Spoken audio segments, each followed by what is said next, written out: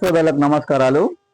ఈరోజు ఈనాడు సాక్షి పేపర్లలో హర్ముజ్ను దాటి భారత్ను చేరుకున్న ఎరువుల నౌకలు అనే హెడ్లైన్స్ రావడం జరిగింది.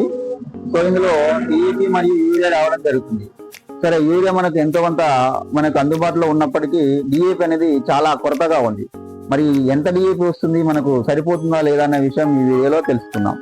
అయితే మనకి ఈ నౌకల ద్వారా మనకి 2.57 లక్షల మెట్రిక్ టన్నుల డిఏపి మాత్రం రావడం జరుగుతుంది. అసలు మన భారతదేశానికి వానాకాల సీజన్కే 50 నుంచి 52 లక్షల మెట్రిక్ టన్నుల డిఏపి అవసరం పడుతుంది.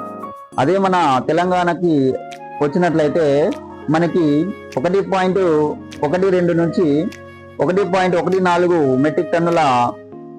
లక్షల మెట్రిక్ టన్నుల డిఏపి అవసరం పడుతుంది.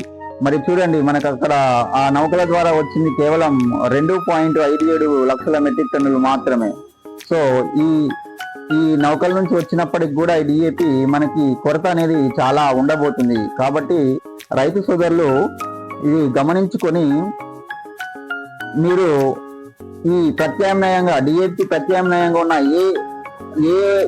ఏ పద్ధతినైనా అవలంబించి ముందుకు సాగాలని కోరుకుంటున్నాను.